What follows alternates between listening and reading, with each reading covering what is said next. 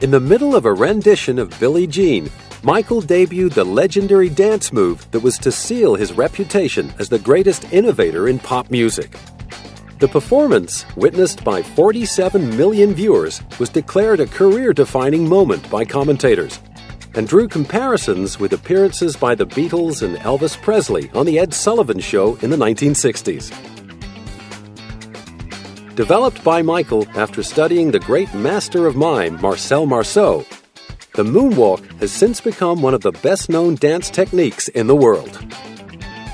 Right at the very height of his powers, however, Michael was headed for a date with destiny that would have serious physical and psychological repercussions in his life. A year after releasing Thriller, he signed a record-shattering deal with soft drink manufacturer Pepsi. The $5 million partnership was the first sponsorship deal of its kind and would form the basis of celebrity endorsements of the future. The idea was to lock Michael into a decade-long partnership that would help Pepsi challenge Coca-Cola's dominance of the market.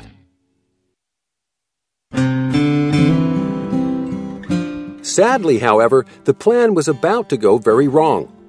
On the 27th of January, the stage was set for Michael and his brothers to perform Billie Jean as part of one of the Pepsi commercials. During filming, a pyrotechnic effect went wrong. The explosion showered Michael with sparks, setting fire to his hair. 3,000 fans watched in shock as paramedics covered his head and carried him away to hospital. He came out between these things that exploded like fireworks, and then it looked like the sparks came down on his hair, and he was shaking his head like he thought something was in his hair. And then everybody jumped on him and started squirting water on him, and he got up like he didn't know what was happening, and they took him off. As Michael began the agonizing recovery process, which included surgery to hide his scalp burns and an introduction to prescribed painkillers, his faithful fans gathered outside the hospital to wish him well. But rather than wallowing in his own troubles, Michael characteristically threw himself into caring for those less fortunate than himself. As well as donating $5 million from the Jacksons' Victory Tour to charity, he co-wrote the single We Are the World with Lionel Richie to raise money for famine relief. Delving into their little black books of A-list artists, he and Lionel pulled in a who's who of the music scene. The single ended up featuring the singing talents of stars like Bruce Springsteen, Dionne Warwick, Tina Turner, Diana Ross, Stevie Wonder, Paul Simon, and Cyndi Lauper. Produced by Quincy Jones in 1985, it ended up selling more than 20 million copies and raising millions of dollars for the poor in the U.S. and Africa.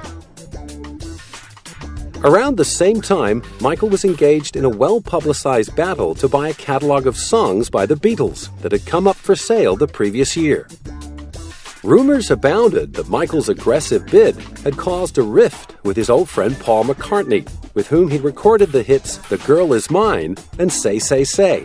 Ironically, it had been Paul who had first put the idea of buying the music catalog in his head by telling him how much money was to be made in publishing royalties.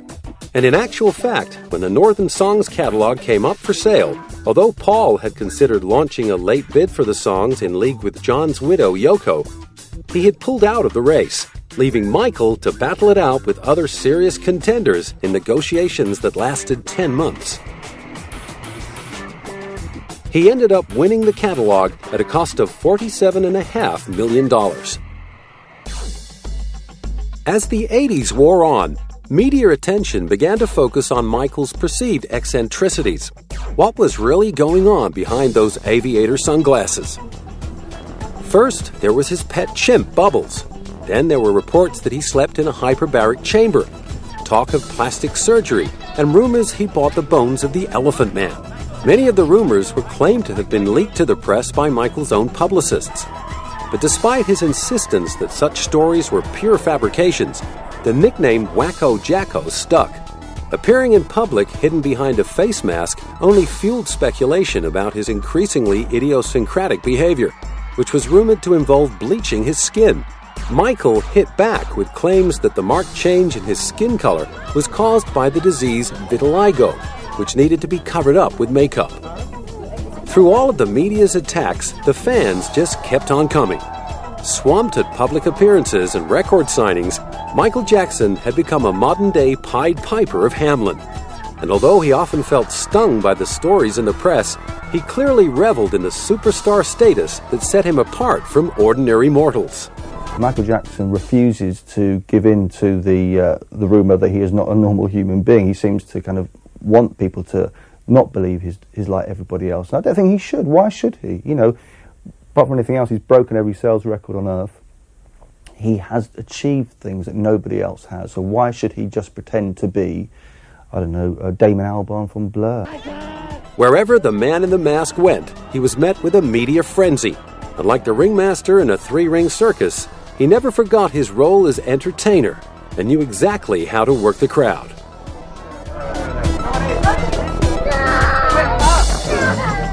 Whether popping in to share an intimate photo opportunity with children at a local hospital, making a dash for the limo in front of the paparazzi, or entertaining his beloved fans from the roof of his hotel building, the king of pop never failed to turn on the charm. Through the years I worked with Michael, the greatest moment of my life was that moment after the show, or a couple days after we would do a photo shoot, when I would show him the bulk of the pictures, and he would look at them and he would say, "That's magic. That's magic." And this is Michael's life. It's all about magic. It's all about creating that magic. And there was plenty more magic to come. Back in the studio with Quincy Jones, Michael was preparing to release his 7th studio album, his first in 5 years. After recording 30 tracks for the new album, they cut the selection down to 11 songs, and Bad hit the shelves on August the 31st, 1987. As the name suggested, Michael was adopting a tougher street image and bringing plenty of grunt to songs like Dirty Diana, Smooth Criminal, and the album's title track. In all, Michael wrote 9 of the album's 11 songs, 5 of which struck the top of the US singles charts. To this day, Bad remains the only album ever to achieve this incredible feat. Now as popular in the UK as he was in the States, Bad went on to become the 9th biggest selling album in British history. One of the highlights on the album was the bonus track Leave Me Alone, which made fun of the tabloid view of his private life. The video, directed by Jim Blashfield, won the Grammy Award for Best Video and an MTV Music Award. Meanwhile, Michael was preparing to take on his very first world concert tour as a solo artist. Sponsored by Pepsi, the Bad Tour took him to 15 countries over 16 months, during which he played to a total of 4.5 million fans. The first entertainer to earn more than $100 million per year, Michael was becoming increasingly devoted in his responsibility as a philanthropist, donating much of his concert takings to charity and ensuring that at least 400 tickets to every U.S. concert were reserved for underprivileged children. During the tour, Michael bought the ranch in Santa Barbara, California, that would help him fulfill his dream of building his very own amusement park. Renamed Neverland after the fantasy island in the story of Peter Pan, it would become a lavish monument to his extravagantly childlike imagination. Complete with a zoo, 2 railroads, numerous rides, and several lakes, Michael opened Neverland up to children and their families as day visitors. The 2,676-acre property also boasted a huge floral clock. The story goes that Michael himself designed the decorative flower beds because he hated seeing dirt between them. Neverland would remain Michael's own personal fairground for the next 15 years, creating many happy memories for the friends and guests he entertained there until the police investigations of 2003. I can remember an amazing time at Neverland in the amusement park.